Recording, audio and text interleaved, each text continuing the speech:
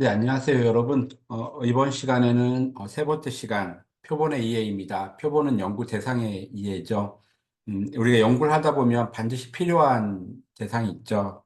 연구 사회 현상에서는 사람을 대상으로 하기 때문에 이 사람을 연구하는데, 우리 연구하는 사람들을 어떻게 설정할 것인가와 관련된 내용이라고 보시면 될 것 같습니다. 네, 그럼 자료를 공유하면서 학습을 시작하겠습니다.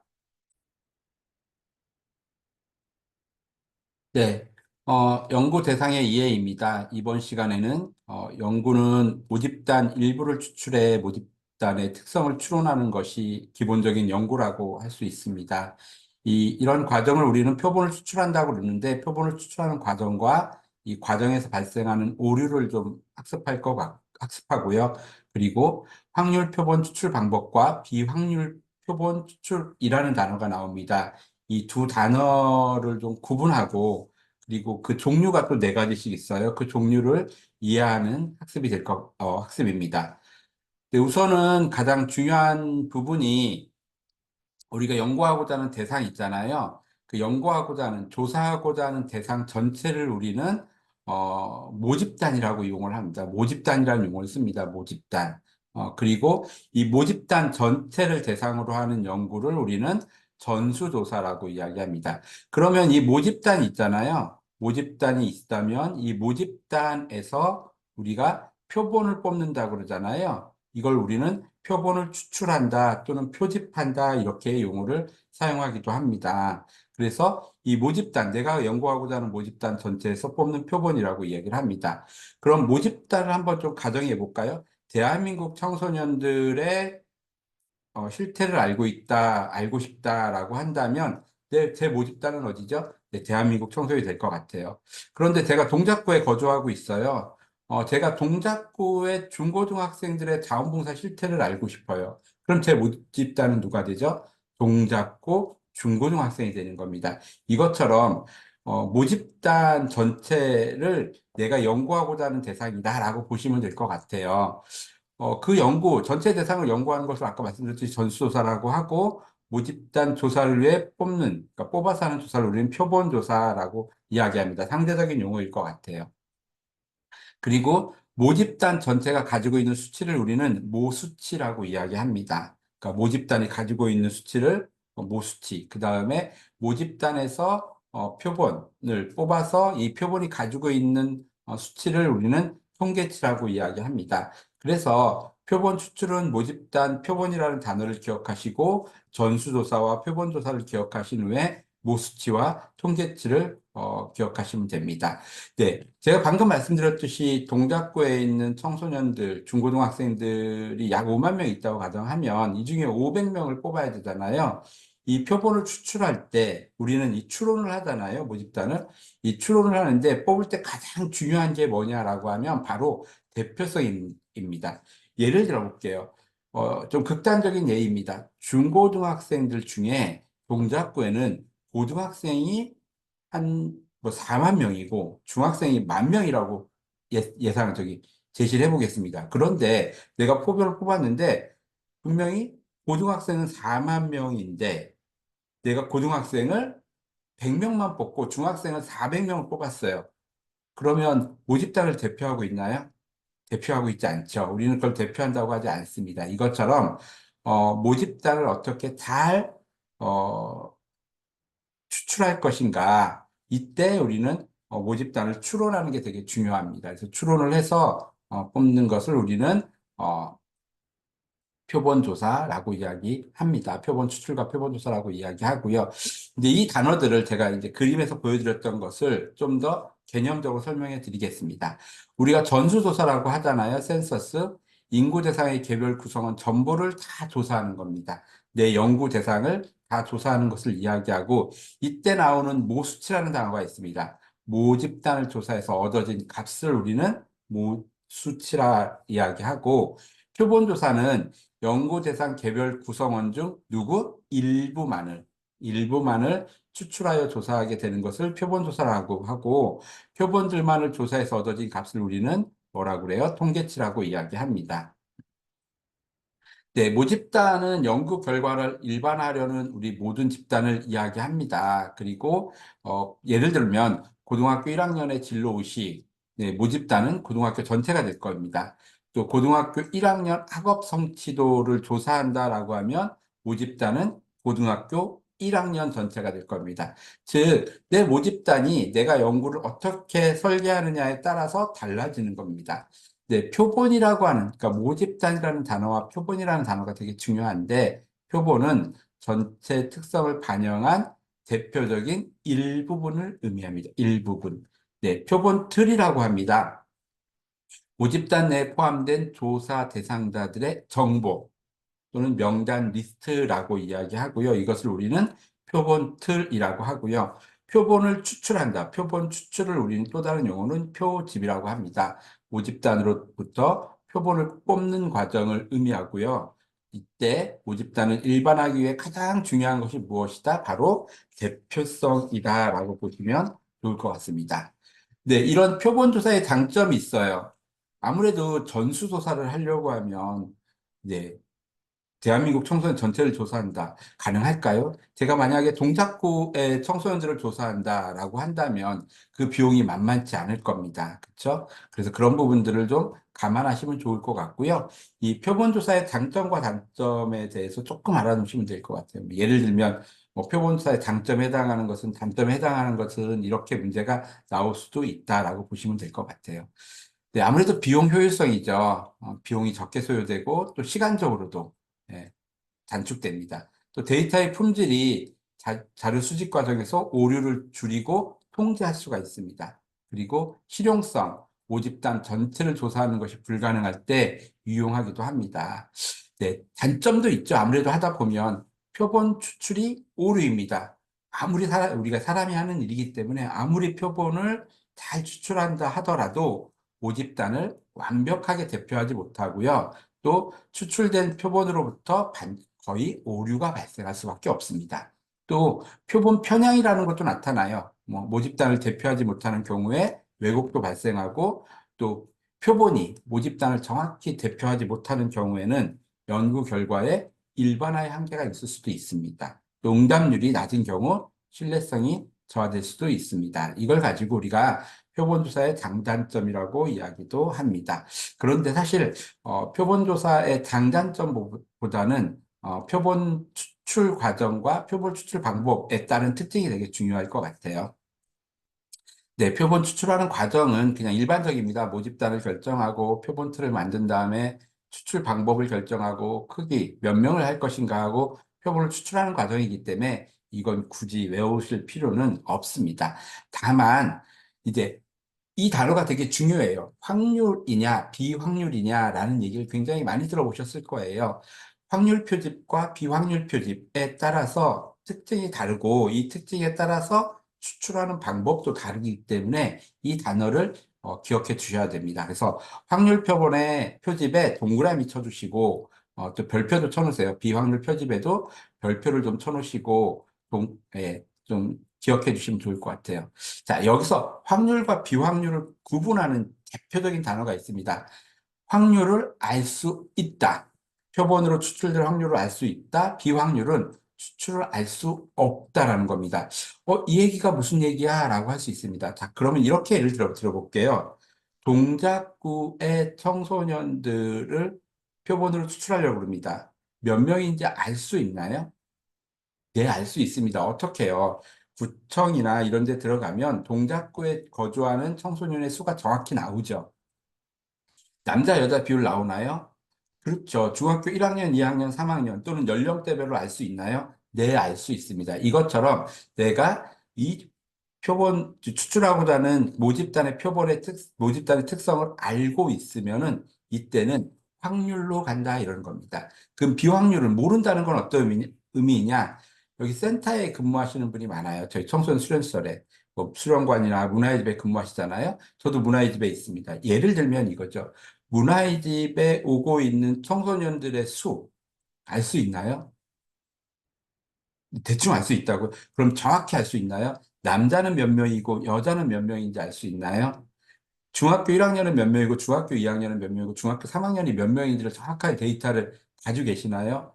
그럴 때 우리는 추출될 확률을 알 수 없다고 이야기하는 겁니다. 그래서 확률과 비확률은 내가 모집단의 데이터 리스트를 가지고 있느냐, 정확한 데이터 리스트를 가지고 있지 않느냐, 이거에 따라서 확률이냐 비확률이냐를 구분할 수 있습니다. 여기서 또 하나 동그라미 쳤어요. 무작위라는 말이 있습니다. 무작위.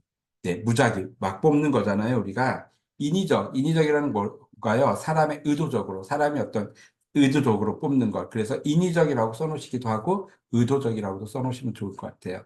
자, 모집단을 대표합니다. 아무래도 모집단을 알기 때문에 대표하죠. 근데 비확률은 대표성이 떨어집니다. 자, 일반화가 가능합니다. 확률 표집에서는 모집단을 알고 있기 때문에 그 모집단을 특성을 일반화할 수 있는 것을 알 수 있죠. 그런데 비확률에서는 일반화하는 데는 좀 한계가 있습니다. 그리고 표본 오차 추정이 가능하고 표본 오차 추정이 불가능합니다. 시간과 비용이 상대적으로 좀 많이 소요됩니다. 왜냐하면 비확률은 그냥 모르니까 막 뽑으면 되는 거 아니야 이렇게 생각하실 수 있는데 확률 같은 경우는 아무래도 알아야 되니까 그 인원을 계산하고 또 그 인원에 맞게 뽑아야 되니까 아무래도 시간과 비용이 많이 소요된다고 합니다. 네, 이렇게 차이가 있고, 뭐, 이렇게도 가끔 나올 수 있을 것 같아요. 확률 표집의 특징이 아닌 것은, 그래서 비확률 하나를 넣어 놓을 수 있겠죠. 비확률 표집의 특징이 해당하는 것은 이렇게도 나올 수 있습니다.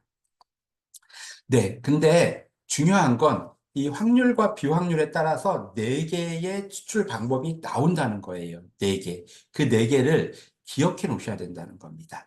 그래서 이 각각이 어떻게 차이 나는지를 좀 구분해야 돼요. 자, 첫 번째는 단순 무작위입니다. 그 다음에 두 번째는 체계적이라고도 하고요. 세 번째는 층화. 층화에다가 별표를 좀 쳐놓으세요. 층화에다가 별표. 네 번째는 집약, 분집이라고 이야기를 합니다. 이 네 가지를 좀 각각의 어떻게 다른지를 좀 설명해 드리겠습니다. 이제 단순 무작위는 말 그대로 그냥 무작위로 뽑는 거예요. 단순 무선 표집이라고도 이야기합니다. 자, 여기서 기억하실 단어는 제비 뽑기와 같이 무작위로 모든 모집단에 속해 있는 모든 요소들이 동일하게 선택될 기회를 얻도록 하는 겁니다. 그래서 누가 뽑힐지 몰라요.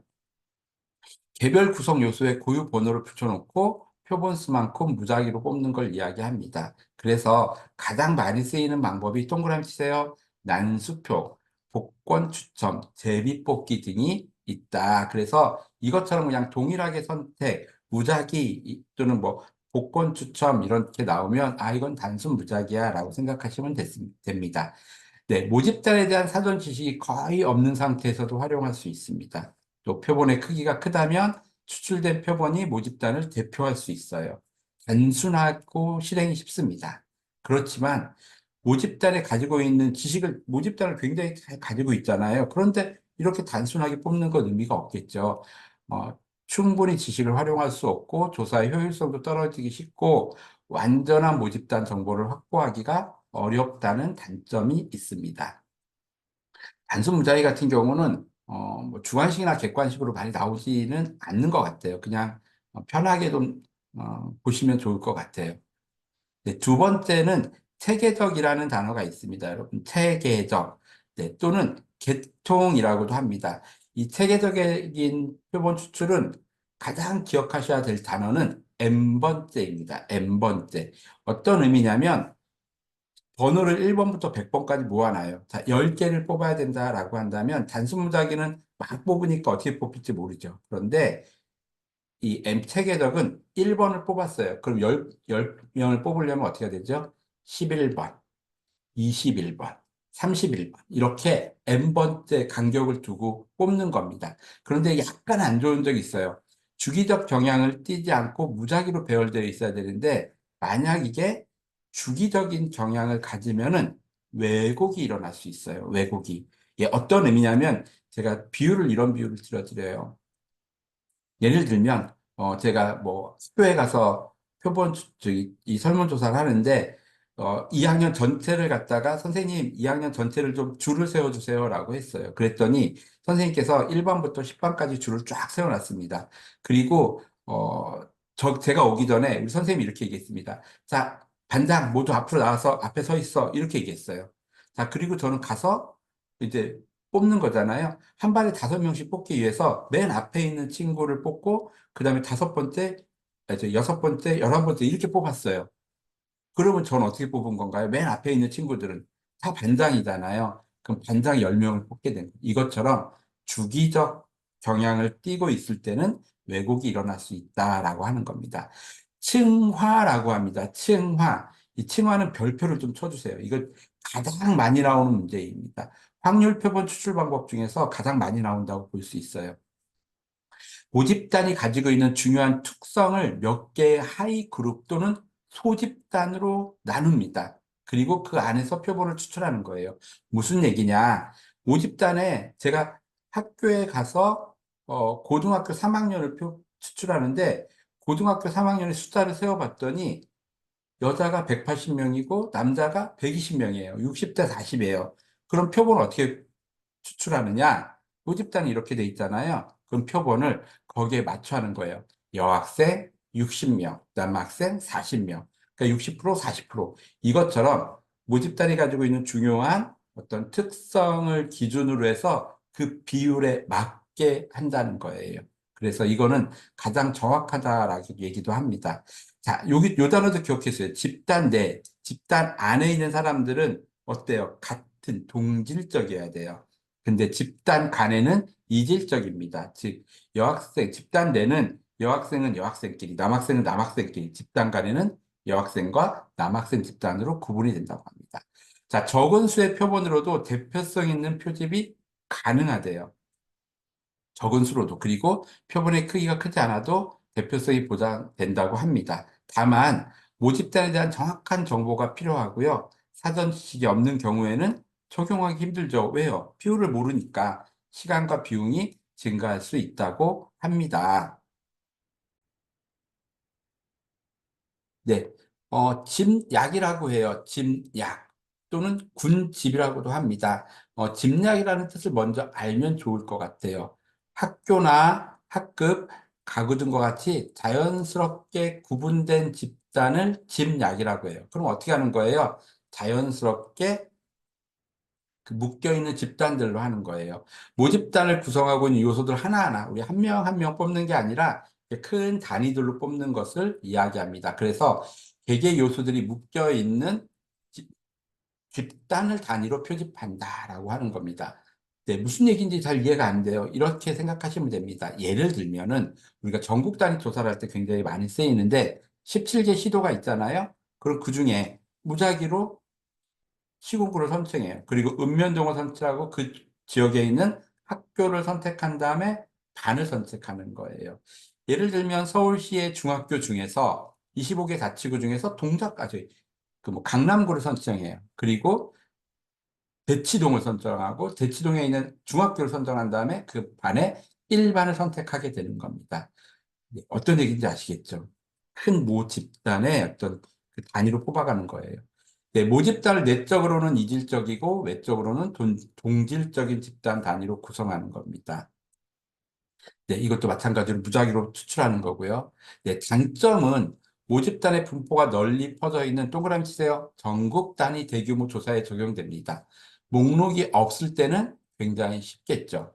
자세한 목록이 없어도. 네, 표집 과정의 비용이 좀 증가한다고 합니다. 그런데 단계별로 학교를 뽑는 과정에 오차가 좀 발생할 수 있고요. 다른 표본 추출보다 오차가 더 커질 수 있습니다. 모집단을 대표하는 표본을 얻기가 조금 더 어렵습니다. 여기서 오차가 더 커질 수 있다는 걸 제가 설명을 드려볼게요. 서울시를 전체적으로 고루 뽑아야 되잖아요. 근데 제가 아까 어디를 지역했죠? 강남구에 있는, 대치동에 있는 중학교를 뽑았다고 가정을 합시다. 이게 학력조사예요. 우리 공부 방법, 공부를 어떻게 하느냐, 뭐 아니면 이런 생각을 하는 거예요. 그러면 다른 지역에 비해서 강남구 어때요? 학교를 굉장히 높고 또 뭐 여러 가지 뭐 학원도 많이 보내고 하잖아요.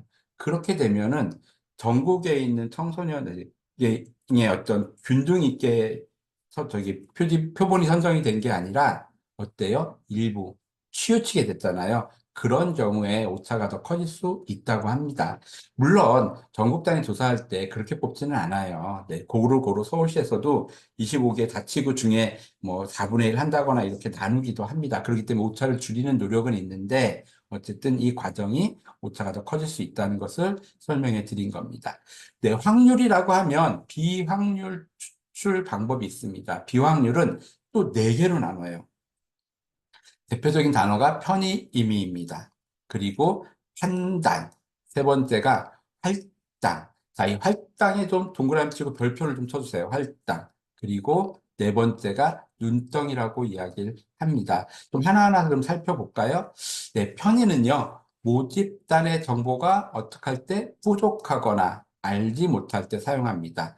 표집들을 확보하지 못할 때 사용해요. 이거 다 비확률 때 한 얘기예요. 임의적으로 표본 추출한다는 것도 마찬가지입니다. 근데 표본 임의는 임의적으로 표집하는 겁니다. 쉽게 설명드리면 길거리 인터뷰예요. 그냥 가서 잡고 아무나. 예를 들면 TV 방송 기자가 특정 혈안에 대한 여론을 성취하기 위해 길거리 인터뷰. 자, 길거리에서 인터뷰할 때 어때요? 그 사람이 그 분야에 해당하는 사람인지 아닌지 이런 거를 알고 하나요? 꼭 그렇진 않잖아요. 인터뷰해 주시겠습니까? 라고 하잖아요. 마찬가지로 그렇게 임의적으로 그냥 하는 겁니다. 무작위하고 비슷해요. 근데 무작위하고 뭐가 달라요? 모집단의 정보가 부족해요. 그런 겁니다. 이제 비용과 시간 면에서 경제적이겠죠. 그냥 아무나 가서 물어보면 되니까 신속한 결과도 도출될 수 있겠죠. 그렇지만 어때요? 일반화하기 어렵다는 건 뭐예요? 그 내용의 정확한 내용을 받기가 어렵다는 거잖아요. 모집단을 대표하지 못하고 편향된 결과를 초래할 수 있다고 합니다. 네, 오차 개입을 방지하거나 평가할 수 없고요. 판단이라고도 합니다. 판단. 네, 동그라미 쓰요 유의 또는 목적이라고도 합니다. 유의 또는 목적. 아마 목적 표집 이렇게 저희가 부릅니다. 목적 표집 또는 표본 추출. 아마 목적 표집이라는 거 그 전 시간에 기억하실 것 같은데 2차 시에서 목적 표집이라는 단어가 나왔어요. 한번 찾아보세요. 네. 연구자가 특정 목적에 따라 의도적으로 편중되게 추출하는 거예요. 그런데 여기서 하나 중요한 단어가 있습니다. 뭐냐면 주관적 판단. 주관적 판단. 그러니까 연구자가 어느 정도 판단을 하는 거예요. 그 밑에 더 중요한 단어가 있어요. 어느 정도의 사전 지식이 있을 때라고 하는 겁니다. 자, 앞에 편의와 판단은 뭐가 차이 나나요? 편의, 임의는 그냥 아무나 가서 하는 건데, 판단은 사전 지식이 있어요. 어떤 사전 지식이냐? 여러분들, 가출 청소년을 내가 면접하고 싶어요. 어디로 가야 돼요? 그냥 아무나 물어보고 가출 청소년들을 조사할 수 있나요? 아니잖아요. 근데 연구자는 알 수 있습니다. 서울에서 가출 청소년이 가장 많이 모이는 데가 홍대예요. 그리고 밤늦게 돌아다니고 또 가출청소년 특성이 있을 거예요. 아니면 쉼터를 가면 되겠죠. 그것처럼 어느 정도의 사전 지식이 있을 때 하는 것을 판단이라고 합니다. 또는 유의, 목적이라고 해요.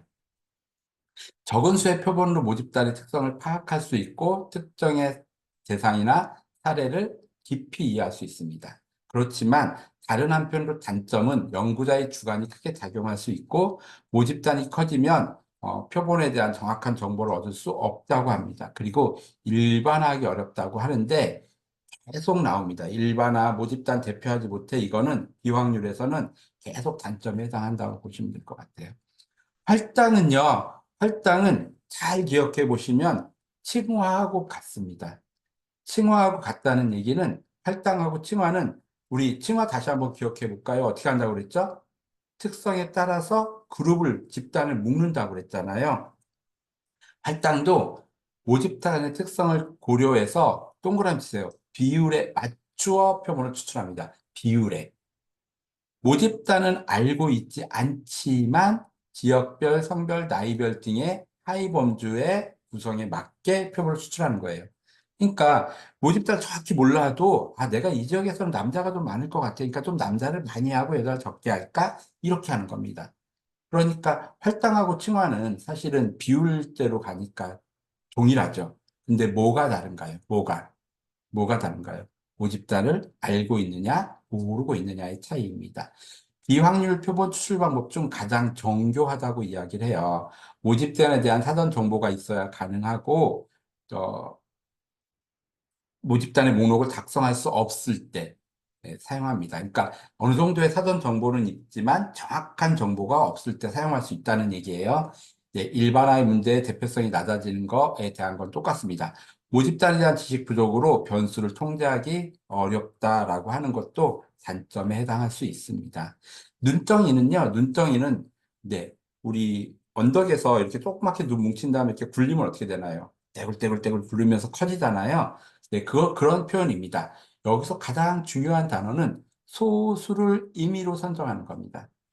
예를 들어, 가출 청소년들을 소수를 임의로 선정한 다음에 조사했어요. 그리고 어떻게 하느냐? 동그라미 쓰세요. 소개받아, 추천받아 선정하는 겁니다.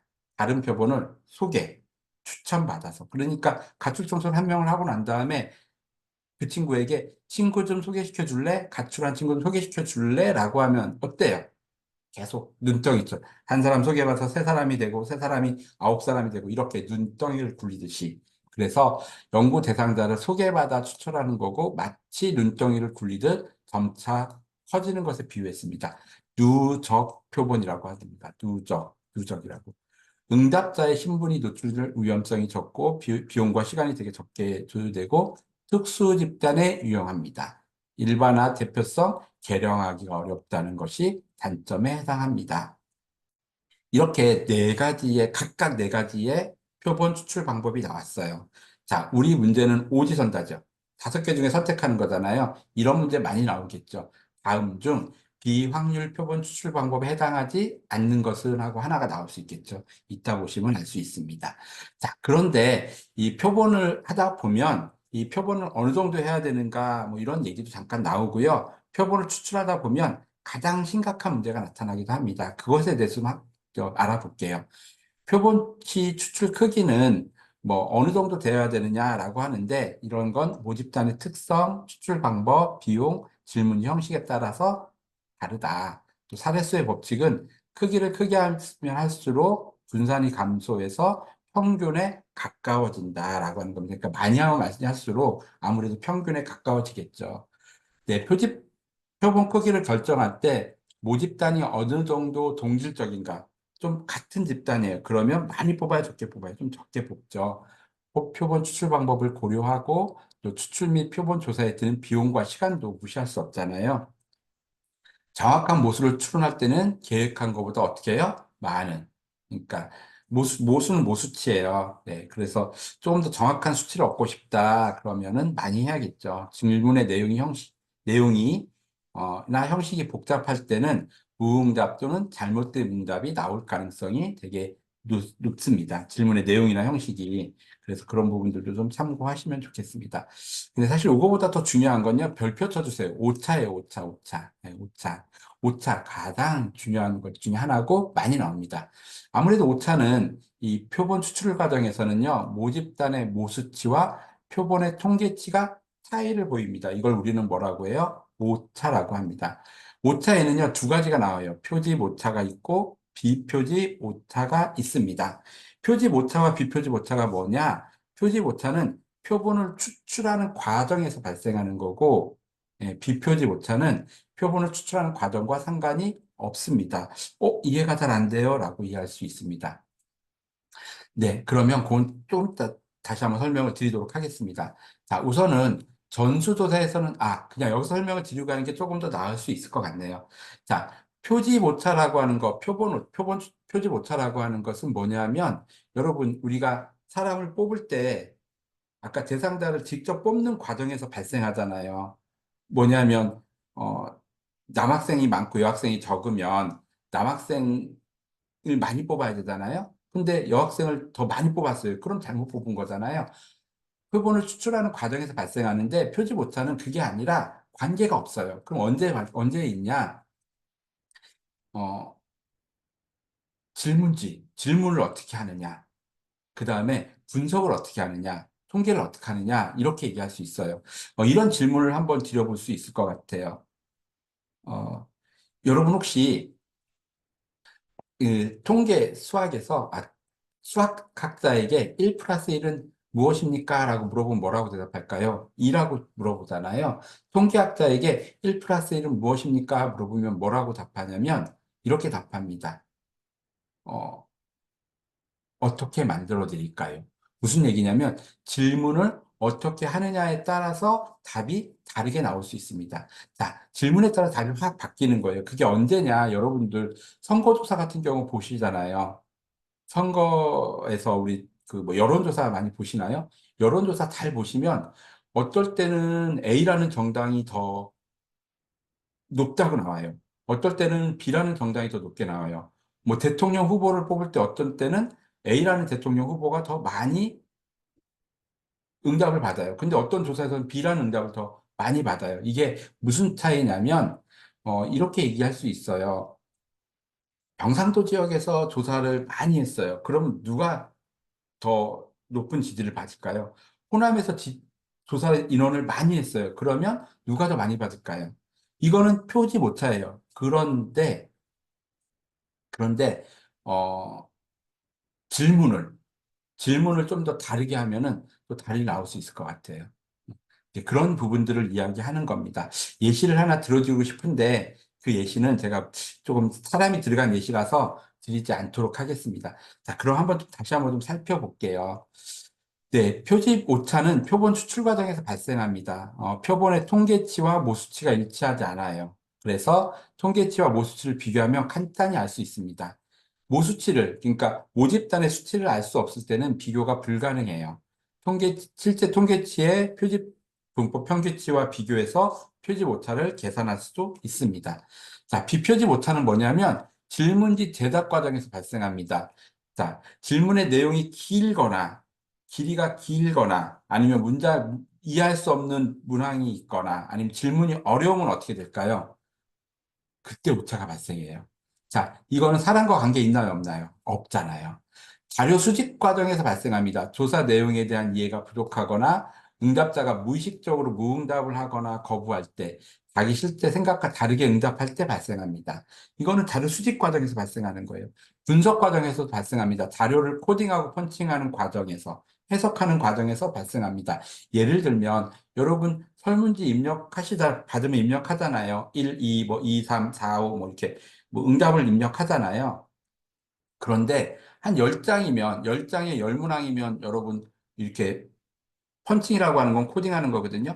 코딩할 때 오류 잘 안 나타나죠. 근데 한 10,000명을 여러분 입력하셔야 돼요. 그리고 문항이 한 150문항 정도 돼요. 그럼 어떻게 될까요? 그 입력하다 보면 사람이기 때문에 어쩔 수 없이 입력하는 과정에서 발생해요. 숫자를 잘못 입력하면 오류가 나타나잖아요. 2라고 입력할 걸 3으로 입력하거나 이런 경우 있거든요. 여러분 있으실 거예요. 자, 이거 사람과 모집하는 것과 관계가 있나요, 없나요? 네, 관계가 없죠. 그럴 때 우리는 비표집 오차라고 이야기하는 겁니다. 그래서 이럴 때는 질문지 작성을 좀 정확하게 하고요. 또 숙련된 면접원을 충분히 훈련하고 참여시켜야 됩니다. 그리고 응답자에게 선물 등의 보상 등을 통해서 동기를 유발해서 잘 참여하게 하고 조사 질문지에 대해서 또 현장 검사, 사후 검사를 해서 잘못된 조사 찾아내고 또 펀칭된 데이터 있잖아요. 다시 한번 보고 분석 과정에서 해석 과정에서 신중하게 처리를 해야 됩니다. 이런 부분들이 바로 나타나는 게 비표집 오차라고 할 수 있습니다. 그래서 표집 오차와 비표집 오차를 구분하여 주시면 될 것 같습니다. 자, 이제 다음 페이지 기출 문제를 풀어가는데, 자, 제가 시간을 5분 정도 드릴게요. 저 해설 듣기 전에 먼저 여러분들이 꼭 풀어보셔야 돼요. 한번 풀어보세요.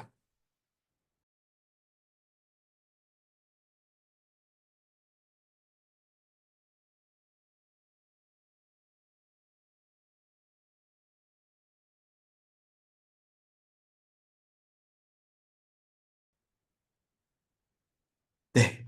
다 풀어보셨나요? 다 풀어보셨죠? 네. 그럼 1번, 이제 1번부터 들어가 보도록 하겠습니다.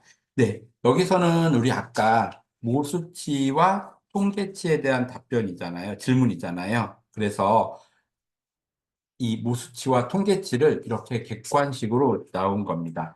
자, 조사 대상이란 모집단 구성원들을 전부 조사해 얻어진 값을 우리는 뭐라고 이야기했어요? 네, 모수치라고 얘기했습니다. 표본에서 얻어진 값을 뭐라고 그래요? 통계치라고 이야기했습니다. 자, 여러분, 이거 혹시 주관식으로 나오면 쓰실 수 있으세요? 쓰실 수 있어야 됩니다. 아직 나온 적은 없지만 쓰실 수 있어야 됩니다. 네, 2번은 표본조사에서 개별 구성원에 관한 정보를 모아 정리해 놓은 리스트 뭐예요? 표집 틀이죠. 표집 틀. 예, 중요한 단서를 제공합니다. 2018년에 나왔는데 2014년에는 객관식으로 나왔어요. 모집단 개별 구성원 정보를 모아 정리해 놓은 목록을 네, 표집 틀이라고 이야기합니다. 그러니까 2014년에는 객관식으로 나왔던 게 2018년에는 주관식으로 나왔네요. 모수치, 통계치, 그래서 주관식으로 나올 수 있다는 겁니다. 네, 4번 문제입니다. 다음은 표본 추출에 관한 설명으로 옳지 않은 거예요. 옳지 않은 것. 네, 코로나 기간 동안 A광역시 청소년들의 사이버 실태를 파악하기 위해 1차 단위로 A광역시 소재 중학교 5개를 무작위로, 이거 무작위라는 단어가 나왔으니까 이거 뭐예요? 할당이겠네요. 그쵸? 아니, 할당이 아니라 저기 확률이겠네요. 확률이요. 그쵸? 그리고 각 학교당 1학년 한 학급을 무작위로 선정을 했대요. 이거 사실 무슨 표본 추출 방법이냐라고 하면은, 네, 할당, 집약, 뭐 해당할까요? 네, 집약이나 분집이겠죠. 집약, 분집. 왜냐하면 할당은 비율로 간다. 즉, 죄송합니다. 칭화, 무작위는 칭화니까, 아유, 자꾸 헷갈리네요. 무작위는 칭화니까, 칭화 아니면 집약이 되는 거잖아요. 그 칭화에서 나오는 집약에서 나오는 거다라고 보시면 될 것 같아요. 네. 1번입니다. 학급 내 정확한 표본 할당이 필요하다. 학급 내 정확한 표본 할당. 학급 내에서 필요한가요? 모르겠어요. 자, 그러면 여기서 체크를 좀 해놓으시고, 확률 표본 추출, 맞죠? 조사 시행 전 표집들 확보가 필요하죠. 왜냐하면 A학교, B학교 몇 명 있는지를 알아야 되니까. 층화표본 추출과 함께 사용되기도 하죠. 층화하고 함께 사용되기도 합니다. 비율로 나누니까 추출된 표본수가 사전에 계획된 표본수와 일치하기 어렵다는 문제점이 있다. 네, 추출된 표본수가 사전에 계획된, 왜냐하면 학급 단위로 뽑기 때문에. 네, 그래서 그렇고요. 자, 여기서는 1번입니다. 사실은 학급 내 정확한 표본 할당은 여기서는 집약에서는 이루어지진 않아요. 그래서 1번인데 23년에 문제가 나오면서 이 문제가 상당히 어렵게 나온 문제입니다. 최근에 나온 문제 중에서 가장 어려운 것 중에 하나예요. 왜냐하면 응용을 했어요. 응용을. 그래서 여러분들이 이제 앞으로 응용된 문제도 나온다 이렇게 보시면 될 것 같아요. 5번이요. 다음에 설명하는 표집 방법입니다. 네, 모집단이 특별한 순서 없이 쭉 가다가 보니까 일련 번호가 뭐라고요? 몇 번째, N번째. 자, 더 보지 말자 그랬어요. N번째, 몇 번째 뭐예요? 체계적이라고 합니다. 6번은요. 네, 조사 대상을 독립적이고 포괄적인 집단 나누고 소집단으로부터 표본을 자, 무작위예요. 무작위. 포괄적인 집단 나누 표본을 무작위. 네, 무작위이기 때문에 이게 집단을 나누는 거잖아요. 그러면 두 가지가 있을 것 같아요. 집약 아니면 분집이에요. 저기 칭화 아니면 집약이에요. 근데 여기서는 칭화에 해당합니다. 네, 그래서 칭화라고 보시면 될 것 같아요. 네, 밑에 보시면 또 7번도 마찬가지입니다.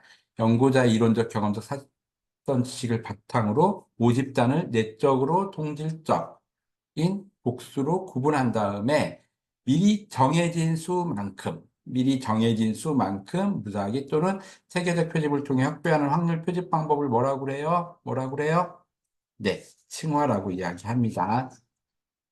다음에 사용하는 표집 방법은 무엇이냐라고 하는 겁니다. 네, 부모의 학력에 따른 청소 참여식을 조사하기 위하여 학력 수준을 졸 이상, 고졸, 중졸로 나눴어요. 그리고 각 모집단에서 비율에 근거해서 세 개의 집단으로 1000명을 어떻게 했다고요? 무작위로 했다고요.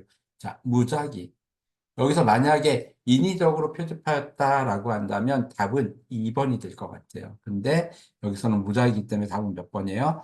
3번에 해당합니다.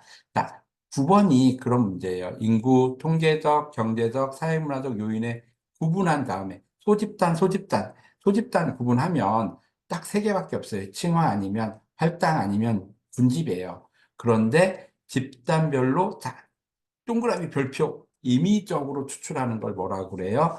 할당이라고 이야기합니다. 할당. 그래서 8번과 9번의 대표적인 단어에 동그라미 쳐놓으세요. 무작위하고 임의적.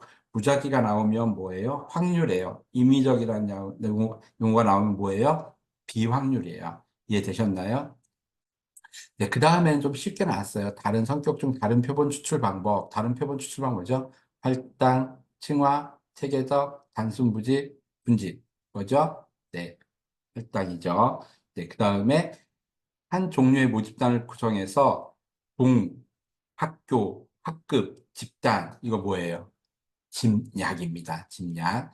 네, 그리고 비확률적 표집 방법에 해당하는 것은 이라고 했어요. 비확률. 네, 뭔가요? 비확률. 네. 해당하지 않는 것이군요. 죄송합니다. 해당하지 않는 것은 그러니까 분집에 해당하겠죠. 자, 13번은요. 땡땡은 연구 목적에 맞는 소수의 표본을 선정한 다음에 표본 범위를 절차 넓혀 대상을 확보하고 표본의 범위를 넓혀가는 것. 모집단에 사전 지식이 없으면 주로 사용한다. 사전 지식이 없기 때문에 이거는 뭐예요? 확률이에요, 비확률이에요. 항상 확률인지 비확률인지를 먼저 찾으시면 돼요. 그리고 점차 넓혀간다라고 했기 때문에 이거는 눈덩이 또는 누적이라고도 할 수 있습니다. 합니다. 네. 14번은요, 땡땡은 표본 추출과는 무관하게 뭐 질문지, 작성 과정, 수집 과정, 특성 등에서 발생하는 오차래요, 오차. 오차는 우리가 두 개 있었죠. 뭐가 있었지? 뭐가 있었죠? 표집 오차와 비표집 오차가 있었습니다. 이건 뭐예요? 비표집 오차에 해당합니다. 여러분 이렇게 3장 표집과 표본에 대한 이해를 잘 학습하셨습니다. 어떻게 잘 이해되셨나요? 설명을 열심히 해드렸는데 아마 이해가 되셨을 거라고 생각을 하고요. 여기서 나오는 문제는 어렵지 않아요. 조금 암기하는 문제가 있는데 여기서 나오는 문제는 반드시 틀리지 않는다 이렇게 생각하시고 학습하시면 아마도 더 열심히 좋은 성적을 거둘 수 있을 겁니다. 확신하고 공부하시면 좋겠어요. 벌써 3장까지 달려왔어요, 여러분들. 조금만 더 시간 내셔서, 여러분 시간 내셔서 공부하시면 연구 방법 마스터할 수 있습니다. 네, 모두 수고하셨고요. 그러면 3장 여기서 마치도록 하겠습니다. 모두 수고하셨습니다. 고맙습니다.